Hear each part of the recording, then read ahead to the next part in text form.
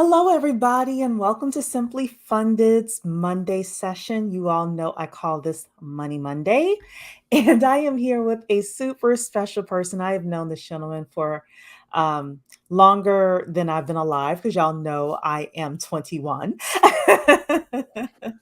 No, but I've known Bryan for many, many years. He is a fabulous person. He is a real estate guru. And he is here tonight to just kind of tell us a little bit about himself and how he actually leverages relationships in order to build his real estate portfolio. Of all of the people that I know, Bryan is like one of the best people with regards to nurturing relationships. And it's very interesting, Bryan, because I'm getting a lot of phone calls these days from people who are in pre foreclosure Yeah, or people who are talking to people in pre foreclosure saying, like, hey, can you help me, buy this property or things like that. Relationships are the key when it comes to that. People have to know who you are, for sure. trust you, and want to be able to work with in order for you to get those phone calls so that you can, help them with their real estate issues. And then, of course, people just want to move up and diapers and diamonds and all of that stuff as well. But I'd love to have you introduce yourself to everybody who's watching tonight. Tell us how Bryan got into real estate. Absolutely. And Cheree, thank you so much for having me. I am Mhm. very shy, quiet, and conservative. So this is going to be very boring and very dull It's for everyone. It's not. going to be amazing. Um, Actually, you guys, so I was born and raised in Northern Virginia. So this is my hometown, 49 years in the making. I turned 50 next year, which is crazy. So, Fantastic. right. So I dye my hair every other week. I'm just kidding. Totally don't dye it. But do shave it every week, which is great. But, so when I got into real estate, the way I got into real estate was I used to run my own vending company when I was 16 until I was 21. And I did not run that business very successfully. I made a lot of cash, brought in a lot of business, had 3 truck routes, converted my parents' 2 car garage single family home into a refrigerated warehouse where tractor trailers of like Coca-Cola and Pepsi and Hostess and Dolly Madison were literally dropping off supplies. So when I sold that business, it took me about a year to sell. I was like, I need to get my college degree and I really want to understand business and I want to understand banking. So I ended up going into banking right when I graduated from George Mason in 1998.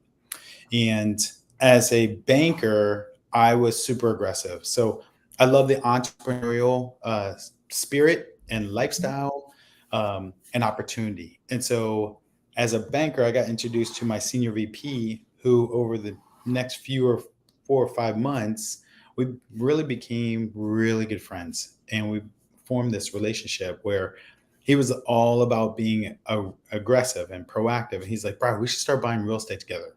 And I was like, you're crazy. I'm dating this girl who's now my wife after 23 years. Um, and I was living with my college roommate. I was like, oh my gosh, Mhm. I'm making 30 grand a year. This is great. It's cool. I'm a Yeah, banker. you're thinking that's great. Yeah. Right. I was like, this is awesome. I was like, oh my gosh. And I relented. And finally, we ended up starting to buy some real estate. Well, our bank, about a year and a half later, ended up getting bought out. And I was like, this is a perfect time for me to make the transition. So, Mhm. May of 2003, so I just hit my 20-year mark in the residential real estate industry, uh, became a realtor. And the rest is history, as they say. So, it was awesome, to be honest. It's been great. So, talk to us a little bit about being a real estate investor and a realtor, because some people will choose to just be an investor and not get their license. But what are some of the benefits that you see with regards to having your license and investing in real estate? It's a great question. So it was actually interesting because that's how I got in the business as an investor. So my very first property that I bought with my real estate license, and even before then, were condos in Alexandria, Virginia, Mhm, behind a mall called Landmark Mall. And so mhm, for me, I loved having the ability to buy something tangible, fix it up, change appliances, replace carpet, paint. Um, and just have something tangible that you could then go ahead and rent out or sell. And so when I got into real estate, I had no intention of being a realtor to the consumer or to the Mhm. public. My goal at that point was to buy 2 properties a year, sell one. And so as I was building my portfolio, I was going to go ahead and just focus on that. Well, June of '03, literally a month after I got my real estate license, a high school buddy of mine, because I grew up in the area, asked me to sell his house from one city and move him to another town. And I relented. I was like, I'm not doing this. Oh my gosh, it's all good. I resisted forever. And after Mhm. about 3 weeks, he was like, Brian, he's like, please just help us. And so my very first transaction, helping someone buy and sell a house, actually was a disaster. But I loved every minute of it. It was crazy. Every day was challenging. I was like, oh my gosh, it's amazing. And so over the past 20 plus years, I have learned that you can have a both and mentality. And Mhm. so when we go in, and now I have a residential real estate team of 7 agents and 3 support staff. So the way I've built it over the past 20 years is as we go in, we don't just go in trying to just serve the client and sell the house. We give them options. And Mhm. our biggest thing is over 98% of our business is referred to us. We go in saying, hey, is this a potential opportunity for us to buy this house? Mhm. Is it a situation where a seller's like, I just want out, or I need to fix this up, or I just want to go ahead and get as much money as I can and list it? So for us, it was all about taking a strategy of both and, where we can help some of our clients or prospects sell their home. Maybe they want to sell to an investor. Those are opportunities where when agents go into listing appointments or people that are looking to go ahead and sell and they have an appointment with them, a lot of those agents just look to list the house to sell. Mhm. We go Yes. in with an open mind to say, hey, maybe this is a house that maybe it's an investment opportunity, maybe it's a rental opportunity, maybe it's a flip opportunity. And so we're very open minded when we go ahead and meet with the seller for the first time. Yeah, one of the things that you're saying is that you are able to serve the uh, homeowner's needs no matter what they are. And I was speaking with a realtor a few weeks ago, uh, and he went into the appointment as a listing appointment. And within 10 minutes, the guy was like, I just need you to buy this house for me. So he literally in the meeting had to flip from listing appointment to buying the house, and it's really funny because they just put it on the market. They like had to fix it up, renovate Yeah. it, and they just put it on the market on Friday in Leesburg, Virginia. And it's interesting because I think realtors are you have like the best of all worlds because you are able to go in and service people either way. And I also know realtors, people who have their real estate license just so that they can like fix and flip properties and keep the commission when they sell the properties, but like they then will I'm probably getting some of the terminology wrong, but they will, if they get somebody who wants to list their property, they will refer that to, other people. Great. Yeah. So it just seems like I think that people should consider it if they are, yeah, go ahead. I think what's really important is, and this is has always been how we live and breathe, and the really our motto Hmm. or our principle is build the client, really build the relationship for life. So Hmm. we're not trying to go in and take advantage of anybody. We want Right. to understand and assess everyone's situation, whether it's a buyer, a seller, a renter. Um, it's really, really important for us to be able to offer full service. Hmm. So unfortunately, there's a lot of realtors that say they're full service and they are a listing agent where they just sell houses. We have a renovation company that will actually list, really fix up people's houses, and Hmm. they wouldn't have to pay until closing. We have a property management company that can go ahead and help someone manage their property if they're going overseas. Hmm. We have a staging company. We have so many different variations. We have the residential real estate team in the company there. So I think, and leveraging partners like you, Cheree, like Hmm. you guys offering the funding that you guys do is just freaking awesome. Because a lot of the investors, a lot of people unfortunately don't have a lot of cash on hand, or Right. maybe they have the cash, they don't want to invest it, but what value you bring to the market is so important as well. And I will tell you, I do see where people say the market's really hard right now, or it's challenging from a real estate professional's eyes. Mhm. I will tell you, this is probably the best opportunity for an investor. This is probably the best Yes. opportunity for people to go ahead and start building wealth, Mhm. if you haven't already. I mean, it's interesting. Uh, I ended up buying 3 houses in the past 90 days, and turned all of them into rental. So, not Wow. because I want to, but crazy story. I They could tell. fall in your lap. Yeah, that's exactly it. And so, Mhm. even situations that you're like, there's no way this property is going to go through the transaction. It's going to go ahead. All of a sudden, it does. And Mhm. so, you just have to be super prepared in those times where maybe everyone's going left, we try and go right. Maybe Yeah. there's opportunities that most people can't see. We just got to think a little differently. And so Mhm. that's what's super exciting about today's market and where we're heading. Yeah. So today's topic is all about relationships, using relationships to build your real estate portfolio. And you did mention, you know, the relationships you have with your homeowner clients, relationships you have with, for example, a lender like myself, etc. What other relationships do you build, and how do you actually like use that in order to build your real estate portfolio? Great question.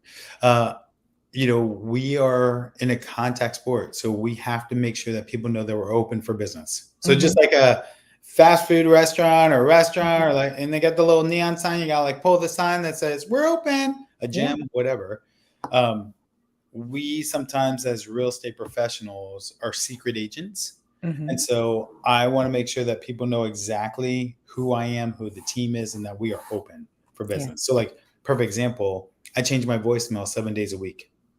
And so my voicemail greeting has changed. It's not like you've reached Bryan Felder, it's you've reached Bryan Felder. And super high energy. People get scared. They think I'm doing drugs, which I'm not, but it's so awesome. I think the biggest thing with the relationship side is I have always viewed relationships as a win-win. It can't be Mhm, a give and take. mhm, So, and I've always had this philosophy of serve. You got to have a servient mentality.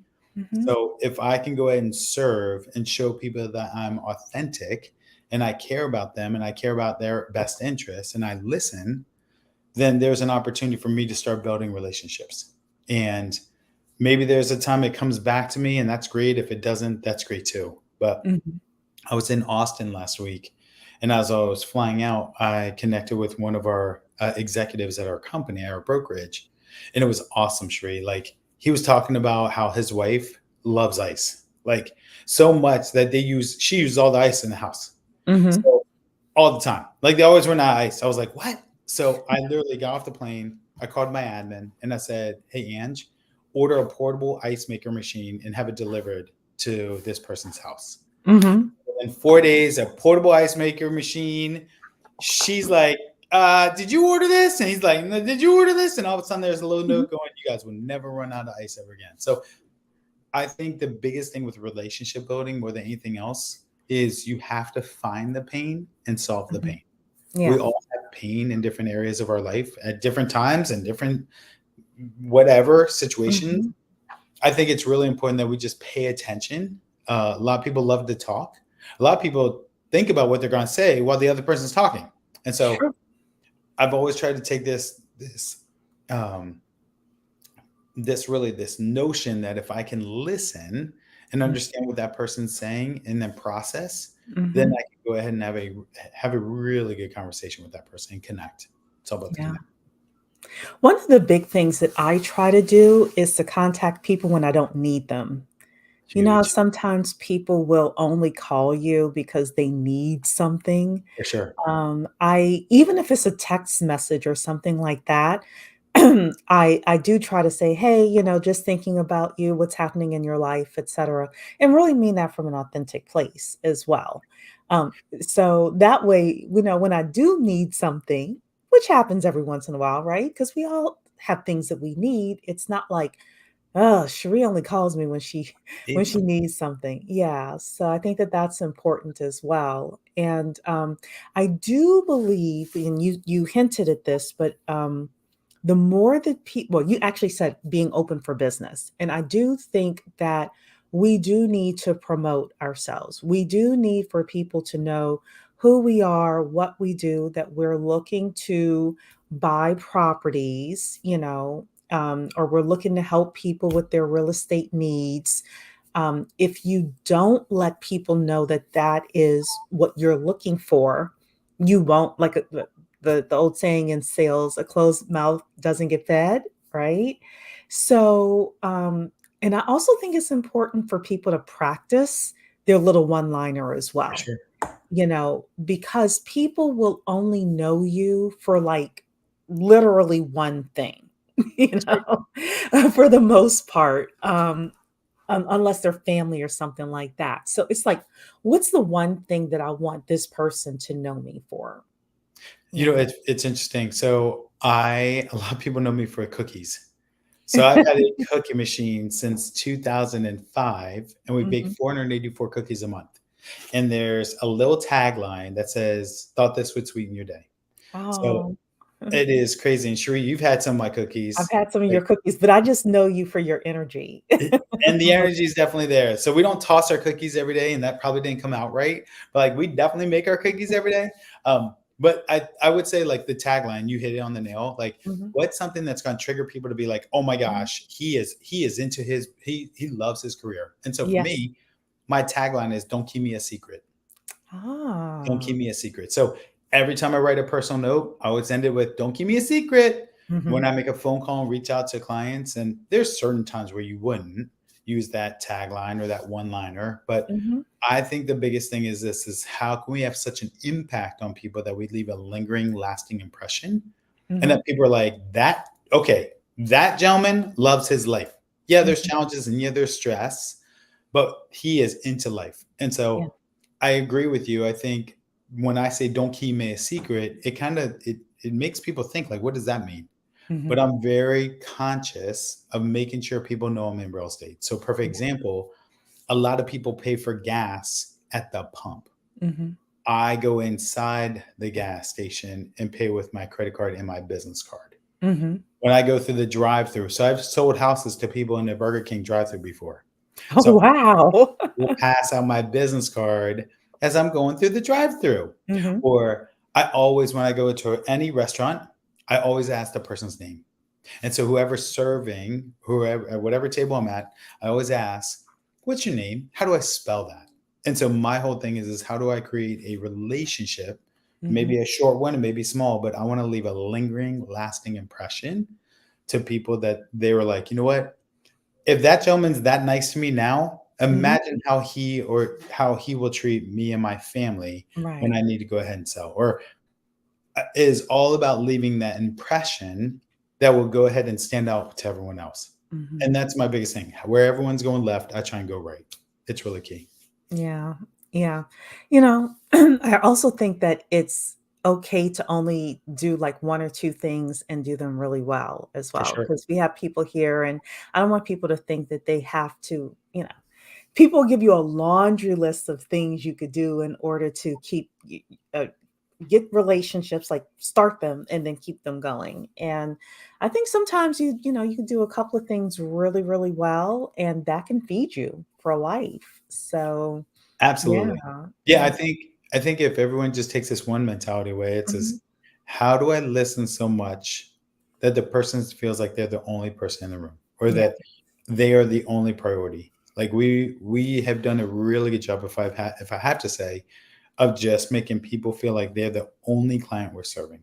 Like they will get our undivided attention. And Mhm. just because we build a referral based business, we Mhm. can put all that time, effort, and energy into that current client. And the Mhm. hope is that we do such a good job that they refer us. And maybe they're referring investment opportunities. Mhm. A lot of the times, the three houses I bought in the past 90 days, two of them were investment properties where people had Mhm. to get out.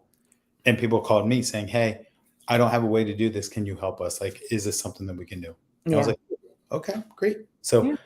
it's super exciting for sure. Yeah. Yeah. So, well, I know that you have some family time. You have your daughter that is playing soccer, right?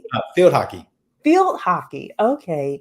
But before you leave, kind of tell everybody a little bit about how they can get in touch with you if they want to not keep you a secret. I love it. Go see.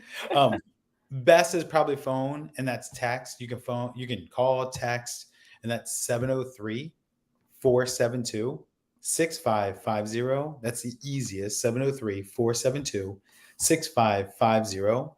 And the cool thing about that number, 703 472 6550, is you'll hear my voicemail greeting and you'll hear how I set the tone for the day. And I would love to connect with anyone that has questions about how to identify investment opportunities, how to really make sure that you are building the relationship to make sure that people that you connect with are aware that you're open to investment opportunities. Yeah, Because as I mentioned, I think at least in my 20 years, this is probably the second best opportunity to start building wealth and identifying opportunities in the market. This is a really, really good time for sure. I agree. I agree. Like I was saying initially, the phone calls that I'm getting, it's just like they're flooding in from investors. I've got this opportunity. I've got this opportunity. So there's a especially in the pre-foreclosure market, and people have 120 days before their name shows up in the paper. And the economy now, a lot of people are struggling, and instead of waiting, they're like, okay, I'm not going to catch up, let me see